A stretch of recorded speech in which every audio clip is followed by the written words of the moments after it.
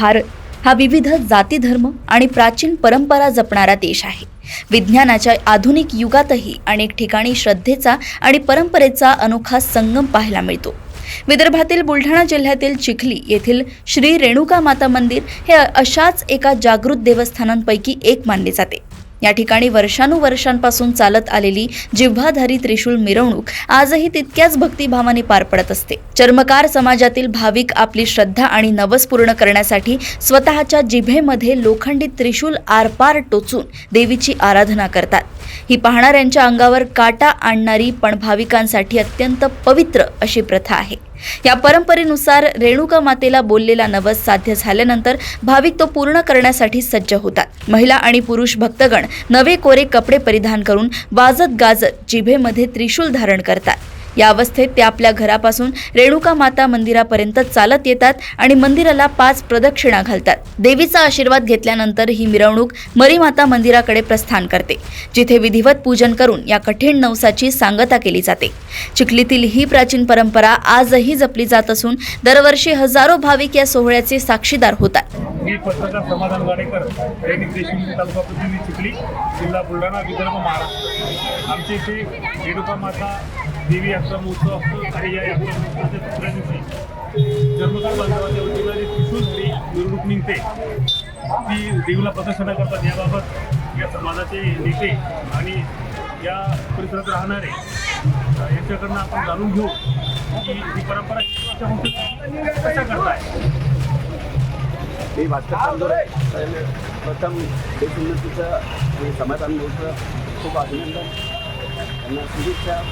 वाटचालीच्या ह्या परंपरेला कमीत कमी 70-80 वर्ष जास्त झाली आणि दरवर्षीप्रमाणे 70-80 लोक 50 तरी राहतात आणि हे कबुलीचे असतात। काही असं नाही की बा टोचायचे असं नाही। देवीला नवस करतो त्यासाठी असतं काही? हा, नवस लेकरावरले असतात, बापावरले असतात, नायवरले असतात, बहिणीवरले असतात, भावावरले असतात। या नवसात खूप रेणुका मातेचं म्हणजे खूप अशी देणगी आमच्या समाजात की ती सांगता येईल पण खूप कमी होईल, तर सांगता येणार नाही एवढं कसं महत्त्व आहे। हां, आणि खूप अशी आमचा समाज इथला एका ठिकाणी ह्या ठिकाणी येतो रेणुका मातेच्या चैत्राच्या वेळेस, तर सर्व समाज बांधवांचे पण आणि नागरिकांचे पण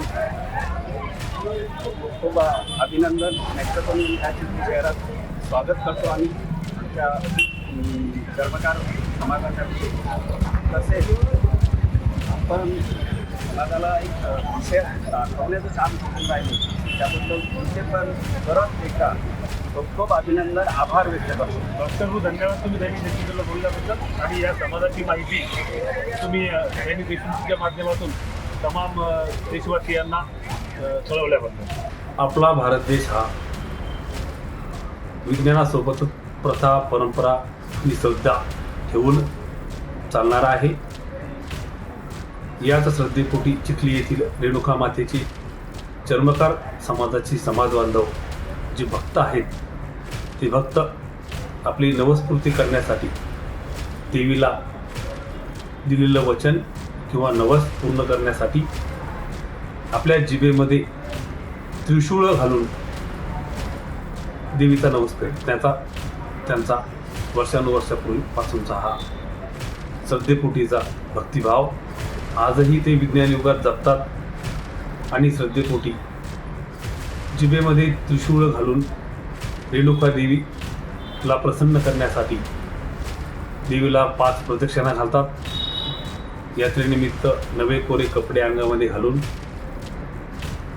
समाज बांधव मिरवणूक काढून ढोल ताशाच्या गजरामध्ये त्यांची मिरवणूक काढून देवीला प्रसन्न करण्यासाठी हे सगळं करतात। आजही वर्षानुवर्षापासून हे सुरू आहे।